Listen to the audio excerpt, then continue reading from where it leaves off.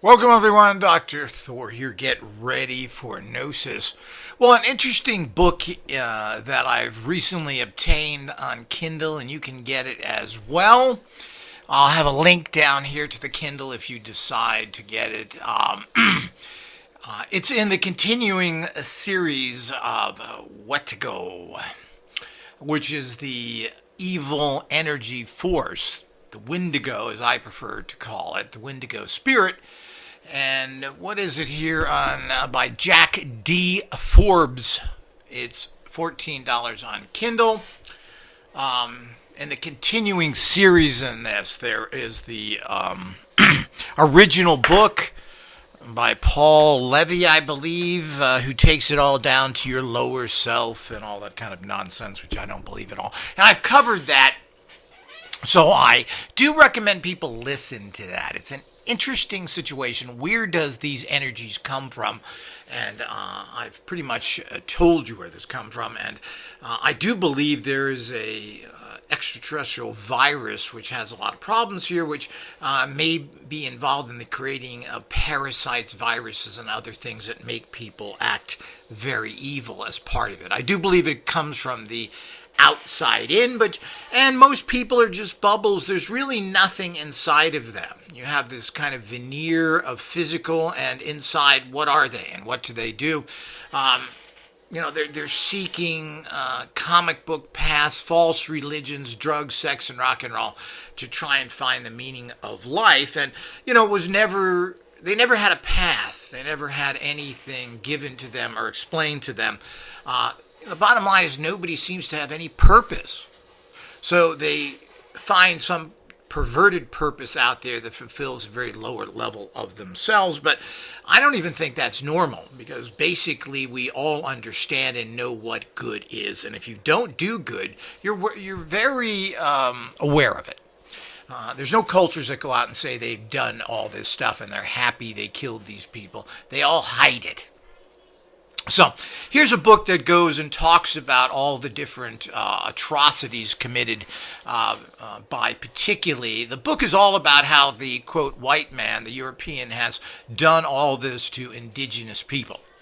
And of course, this is a complete and total fallacy. I've tried to search throughout history to find out if there is any peaceable people out there or any culture that has not committed horrible atrocities. And there's not a single one. There's some talk of some Northern California tribe who lived in balance. Somebody's writing some book about that. I'll have to look into that, but they were annihilated. So, and of course, you're not going to live in this society and prosper and even survive unless you are a militaristic, destroying culture. First, you do it for protection, similar to the way the mafia started in Sicily. These were anti-Nazi people who tried to control their society. But all the, quote, policing agencies, the mafias, etc., all turn into the criminals. So the minute someone gets in control, they abuse their authority. It just is... it's irrefutable, and I don't know if there's any. You try and put in checks and balances, and they're all corrupt, and it goes on and on. Now, is this unique to some sort of European group of people? It's only the, quote, white man. We have to be very careful when we use that term. They like to use that term, the white man, the Europeans, etc. But, as I've talked in my other lectures, what you consider white people are not white people. The so-called white culture were the ancient Greeks, the ancient Italians, and some Celtic tribes, etc. So when we really look at things, and we talk about, they used to call whites Caucasians, meaning they came from the Caucasus Mountains area where the Rusk and certain Russian, I don't know if can't really say Slavic, certain groups came from there, and that's supposed to be where white people came from, which is a little more correct. But you have the Celts and the others, which are unique. You have Nordics, which are a type and specific group of people. I guess you could call them whites. But then you have a whole bunch of other people that are not. So, and of course, it's changed radically as places like Italy and so forth are now heavily influenced, Spain, etc. Well, these are all Islamic countries, and they have been. Spain was occupied by Islam for 900 years, 800 or 900 years, or was it 7 to 800 years, whatever. That's a long period of time. That's why you see Spanish people with a certain skin color that is not white. They look Hispanic because the Hispanics are basically the Arabs. They are people from the Middle East, as are the Germans and everything else. The Germans are Aryans. They come from Iran. So when people scream white power and they show Nazi stuff, the Nazis deliberately didn't state that they were white because they're not. So that's another thing to equate. But let's go with the bigger picture here. It's and Europe is a very diverse place with many different cultures. Russia, the Rusk was a Swedish tribe who settled in there. They called them the White Russians. But you got to remember that Russia has a huge amount of Mongols who took over. There are a heavily Islamic country today. All of Eastern Europe are heavily Hispanic. I'm not Hispanic, Islamic. Islam has taken over huge parts of the world. They're in all of Asia. So the whole idea is you think that an Islamic person should look like, quote, a Middle Eastern Arab. Well, most of Islam, the majority of Islam is in Asia now. And they will soon be the dominant group of people in India. So when you talk about white men and races and everything else, you have to get. So the point is that Spain basically, and the people who were conditioned to and did a lot of the atrocities that we're familiar with past the Islamic invasion, was the fact of the Inquisitions, etc. Well, these people were basically having very Islamic blood in them. These are the same people who tortured the Mayans to death, but the Mayans weren't exactly playing tiddlywinks there and loving nature. So we have to get through all of these things, and I'll do it quickly here. But this book goes into all the atrocities done to particularly the Native Americans, and these are all true cases. And I think that people should read this and understand the kind of horrific atrocities, because we don't hear about this. Nobody wants to talk about this stuff. People don't want to talk about all the terrible things that happen in the world that we ignore.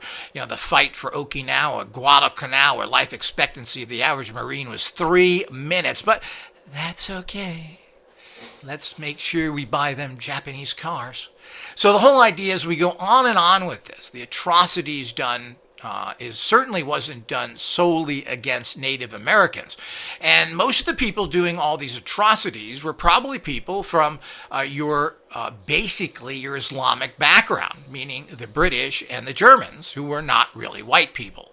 The English and themselves basically are invaded by and held by mostly Germans. So we get all these influences here which are directly linked to this very toxic culture of Islam, who is known for their horrible atrocities. The Turks have committed one atrocity after another. In 1900 or somewhere around that, they murdered 1.5 million Christian Armenians. This isn't that long ago, people, and they've done many atrocities before that and after that. The Turkes, a Arabic tribe, invaded Romania, which is now Romania, and most of Europe, and took slaves. They had the Januaries, which they took and they required Romanians and others as a tribute to them to give them 1,000 children every year, which they turned into homosexual mad murderers. They would rape these boys endlessly, make them into hardened killers. They did this to Vlad the Impaler, who eventually escaped from them and fought back for his country against his his Turkish enslavers and rapists. And his brother joined the bad guys and fought against him. Vlad the Impaler, a great Christian hero, who was, again, the books written about him by the Germans to make him bad. So they also tried to invade Austria on 2 occasions. where they attacked the Austrian capital and were planning on, as Genghis Khan was going to do. Oh, another guy. Is Genghis Khan, was he a white guy from what? Another great guy, huh? So the point is to blame so there's not a culture on the planet that I can find that has done anything. And of course, you have to be a warrior culture and kill people if you want to survive. That is history. If you don't look at that, if you think in any way that you can preach some sort of this pseudo-intellectual garbage that has been brainwashed to people in this ridiculous Christianity of turn the other cheek, well, that was invented by the Romans to try and get people to have that attitude so they could control and conquer them. I mean, this is pretty much common knowledge. The whole philosophy is just really ridiculous and, of course, never worked, because all the Christians ultimately had to fight for themselves like they have to fight today. Or you can be part of that 1.5 million Armenian Christians who were murdered and tortured to death and everything else. So we've got to understand that it has absolutely nothing to do with any particular culture. People want to ignore the horrendous atrocities committed by the Japanese, who murdered over 20 million Chinese civilians, and had pictures of themselves like they were going after trophies, holding up heads, raping babies and old women. They did this. They massacred, and you can look up Nanking of what they did to 80,000 people in just that one city. So, there isn't any good culture of anybody out there. So, one of the problems, and I have a problem with people that start to label one particular group after another. Certainly, there are many, many atrocities. I mean, that the, quote, Americans did to the Native Americans. Rolling Thunder talks about this, where apparently the cavalry captured a guy who's supposedly a criminal and brought them to this meeting. They told the Indians, don't bring your weapons or anything else. This is a meeting to talk about certain issues. So they showed up there unarmed, which seems to be naive to me, but and brought this guy who they then executed, and then they cooked him in a stew and fed him to the rest of the Indians. Now, do I think that's a made-up story? Probably not. The stuff you think's at the worst is usually the truth. So this is one of many stories that I'm sure are true. One of the problems is that the American Indians were fighting each other so much that they couldn't organize properly to keep the, quote, cavalry away from their areas. A lot of Indians were not bothered as long as they stayed on their reservations. When they moved off their reservations against the agreements they had, the cavalry then attacked them. But one of the problems is that the Indian nations didn't exactly go out and attack the cavalry every time. They went and attacked homesteaders, guys with their wives and children trying to make their homesteads, farming land. These are individual people that were given homesteads, and they went in and butchered and tortured them. It was very common for the American Indians to rape women to death. They particularly enjoyed doing this to young girls, and of course, abusing and torturing to death others. So they were far from this, and this is well documented, just as it's been documented of the atrocities committed to the Native Americans. There's an awful lot of atrocities that they certainly weren't just fighting the cavalry. They liked to go in gangs and rape and torture and murder homesteaders. So you may say, well, that's justified because they were on what maybe was their land. Well, I don't know if it's their land or not. The Indians didn't really claim any land. So it's one of those issues that is a problem. And so to do that, so of course the cavalry weren't much better. The Indians were better armed. They had the best guns and everything else compared to the cavalry. That's another fallacy that people don't understand. So this is all part of the process to just go ahead and blame, quote, the term here is the constant. And they talk about that this came from, that there was no evil until the white Europeans came over there and brought their evil to them. While the whole Wetiko, Wetiko, I guess it's Wetiko, the whole Wetiko or Wendigo, was actually a native North American Indian and basically Canadian northeastern understanding of an evil spirit that gripped their own people. It didn't come. So they're using that term of this evil spirit to say, well, that wasn't in our tribe till the white man brought it here.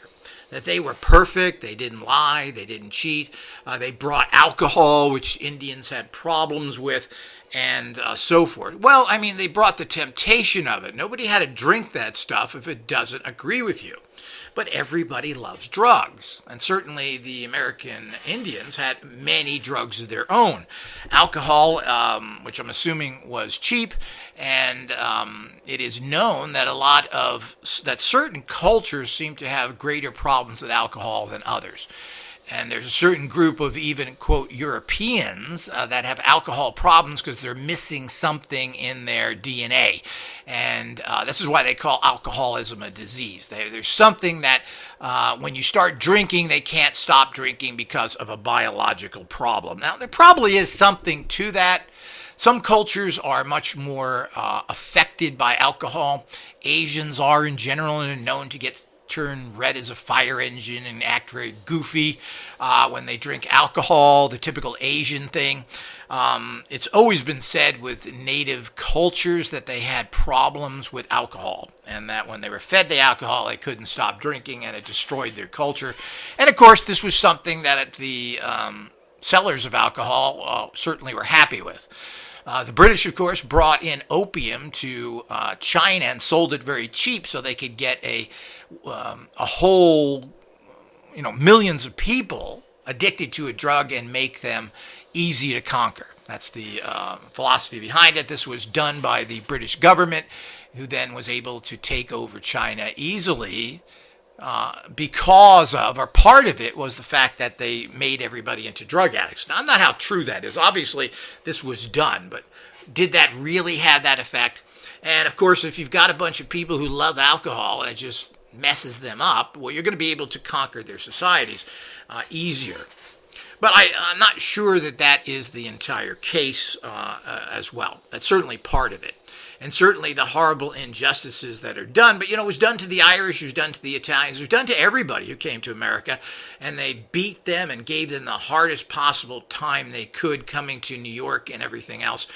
So the fact is that it's just not a bunch of white privileged people that get everything. So I'm still trying to find out what that is as a white person, because I was never given a privilege of anything.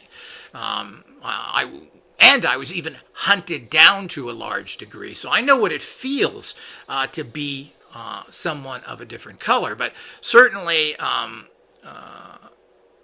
you don't stand out as a white person with a black where you can be picked out. So needless to say, the prejudice of someone like that is quite obvious. Now, I didn't see any of that in the West Coast. I'm sure this went on in the South and maybe even in cities of Eastern, but I certainly didn't see any of this kind of overt prejudice against people, particularly in the West. And I worked under women, black, Mexicans, etc. I never got any breaks because I was, quote, white. As a matter of fact, it almost seems like it was the opposite. So this type of thinking is very diversive, creating division among people, and I don't think it's real. But certainly listening to this and the stories and this energy that they're blaming that, well, first of all, it was an energy that was in the Native American tribes. Certainly nobody has is an ownership of being devious, perverse, torturous scum, which is what people are. And everybody has done it. The atrocities committed by the Chinese, who then went into Tibet and raped and murdered probably millions there. They didn't learn from the rape and murder of millions of them by the Japanese. The Japanese have been raping and murdering and torturing people for hundreds of years. So the whole idea goes back through their entire culture, including their own people who they tortured and murdered at a drop of a hat.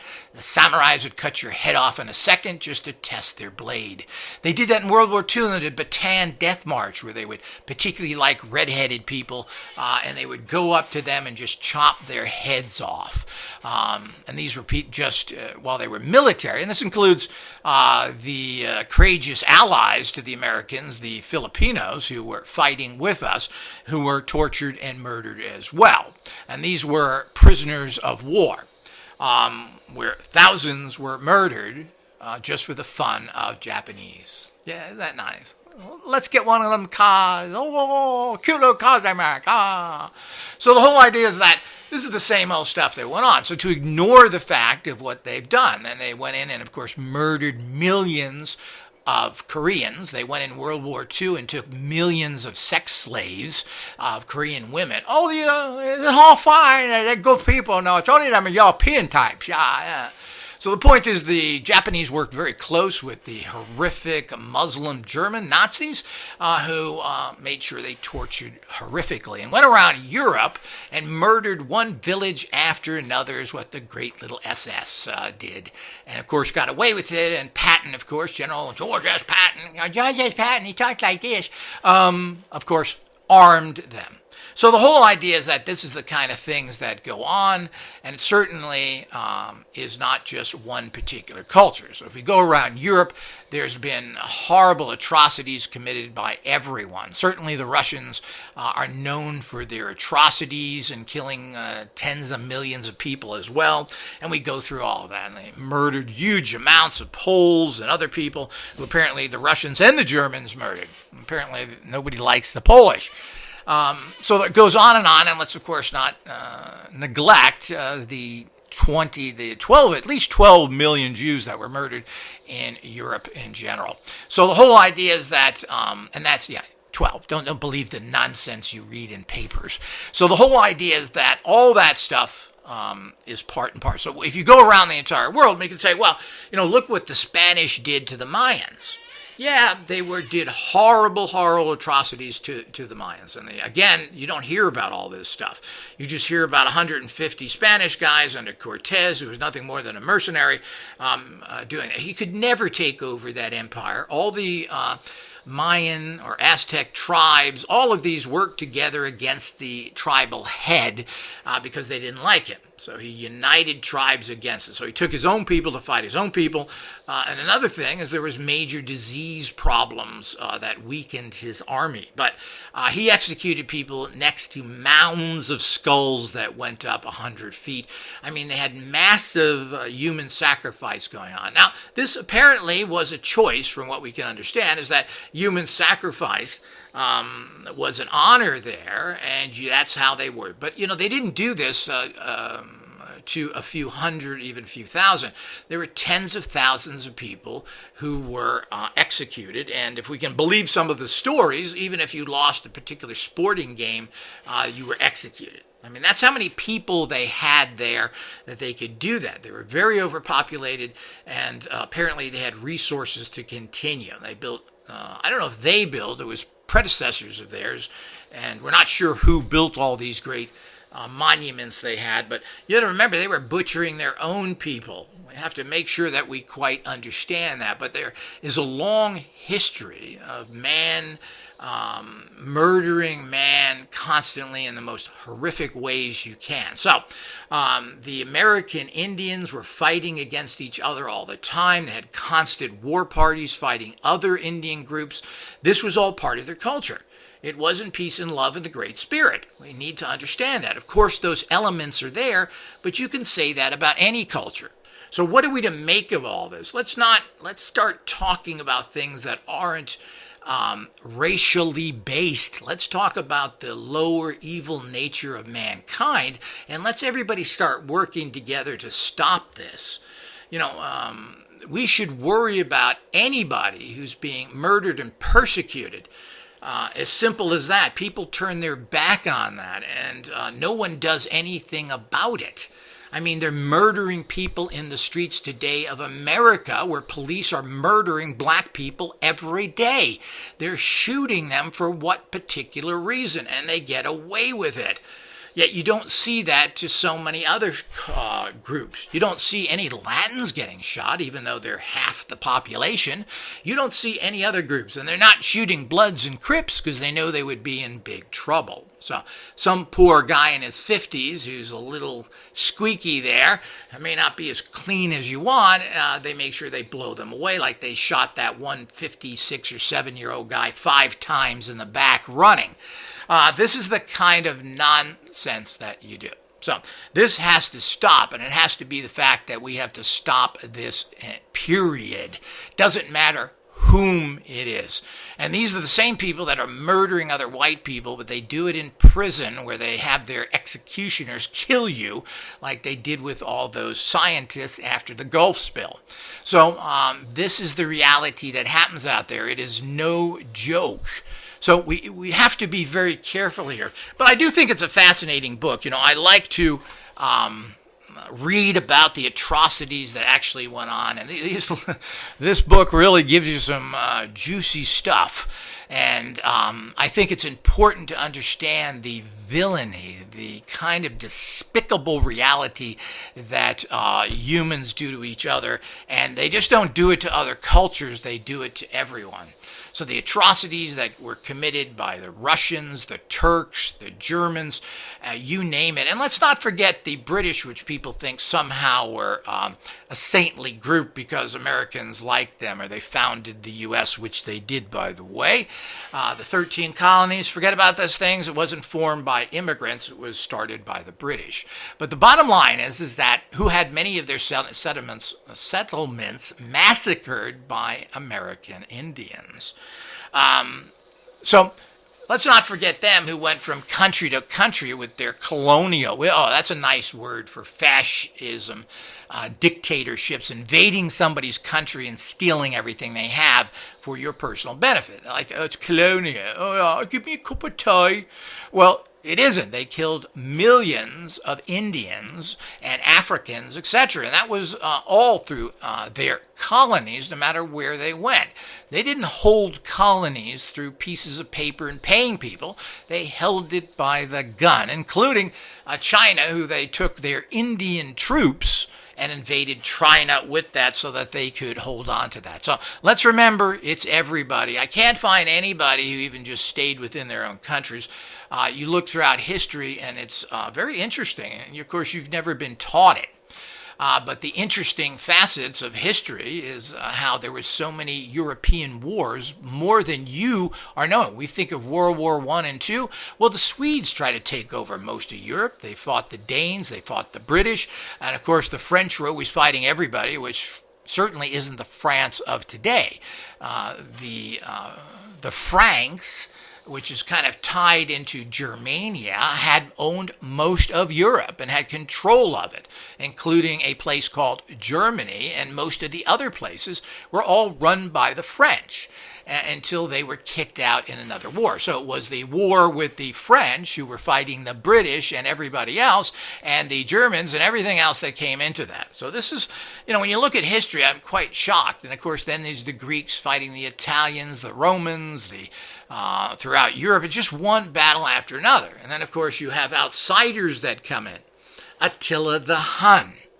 So here's a guy who came in and tried and conquered. They were just warriors. They were just basically a gang of people that had horsebacks and, at the time, good weapons, which was their bows, and they would come in and annihilate everybody. And they fought the Romans, they fought everybody else.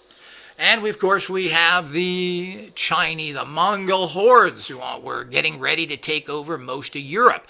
They took over most of the Middle East, they invaded India, and they were moving their way into Europe and were massing to, I believe, I'm not sure where they were entering. Were they going after Vienna again? Of course, the Islam attacked Vienna twice and were repelled and somehow. So it's hard to believe that they're able to do that because they had very little support. The French didn't like the Viennese, which again, in those days, that was kind of a country. The Viennese, they wouldn't help them. They came in. Apparently, they got help from the Hungarians, the winged Kossors or whatever, who came in and were able to stop the Islamic hordes from taking that. If they would have taken that, they would have moved through entire Europe. As I said, here you got Genghis Khan on the border who was going to do similar.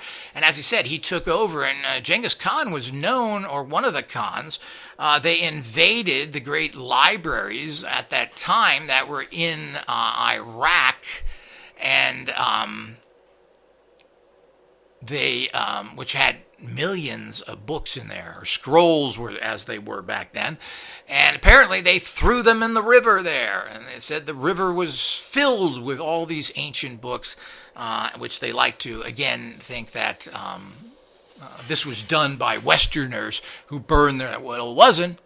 It was done by Genghis Khan and his group, who took over most of the world. And they, of course, who were Mongols, took over and occupied a lot of China.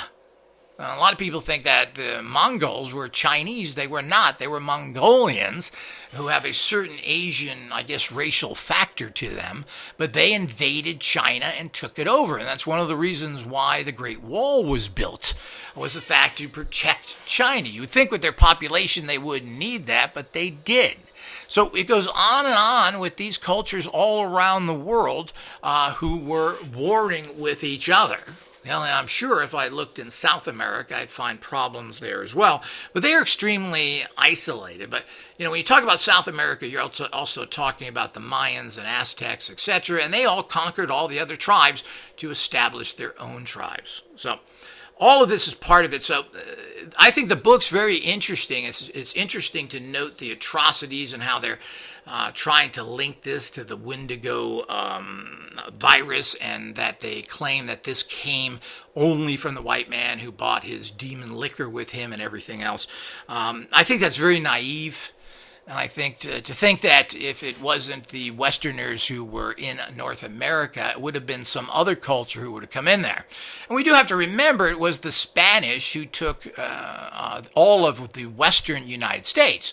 You're talking about Texas, California. I'm not sure if they expanded into Oregon and Washington, but you're talking about the Spanish ownership and invasion, and the murder by the Spanish, and the horrible treatment that the church did to the Native Americans, who made them into slaves and murdered them like some sort of diseased beast. This is all done by Spanish people, and of course they consider that part of the white man. Well, I don't really agree with that, but the point is that it wasn't the same group of people, and if they want to blame Europeans, well, certainly there's plenty of blame to go around. But the Indians weren't sitting there in a peaceful reality themselves. They were constantly fighting among themselves, and so they weren't organized as a group. If they would have organized as a group, they probably would have been able to hold on to a lot more territory. As he said, they basically had better guns than the cavalry, who were given typical inferior military issue guns, etc., while they had the latest and greatest Winchesters, which is a far superior weapon over what the cavalry generally had. A lot of people don't know that.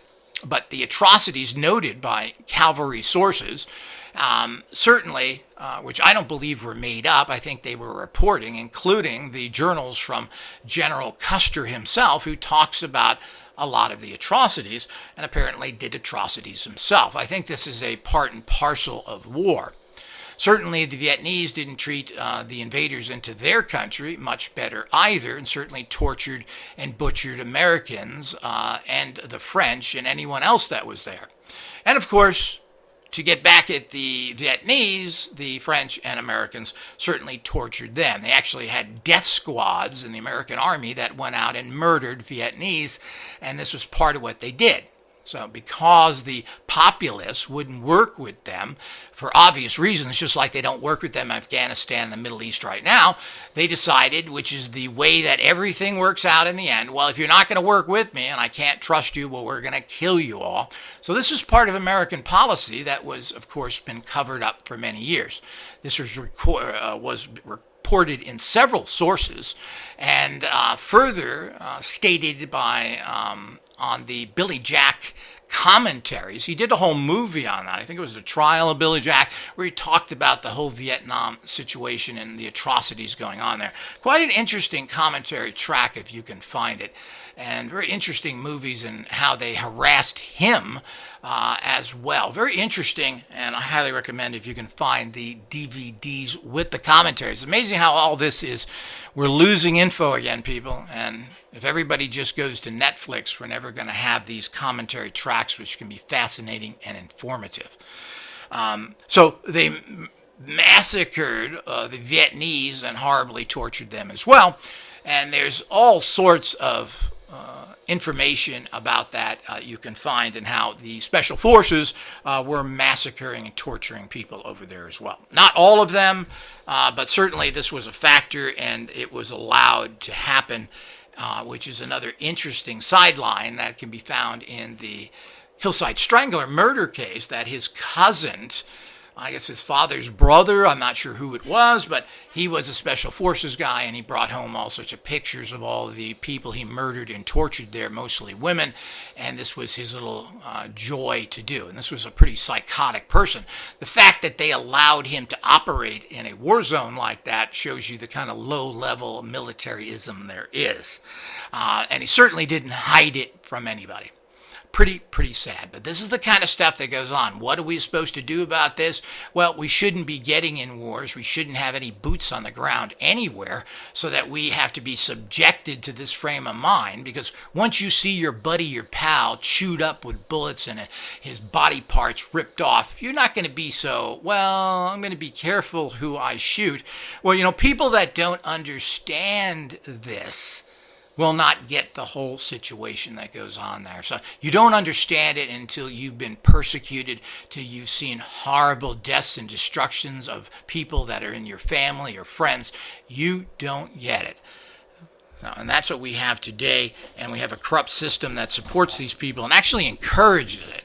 These are the same kind of psychopaths that they conditioned, and then they put them in the police departments and in federal law enforcement. So those are the kind of people you have in there, because that's where they recruit from.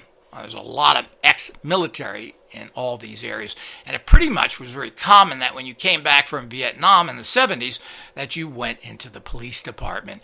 And of course, these were some of the worst possible people. So as we move through all those things, we need to fully understand the fact that this is the kind of thing that happens. We need to start thinking as a group of people, of that fact, let's make sure everybody is treated properly.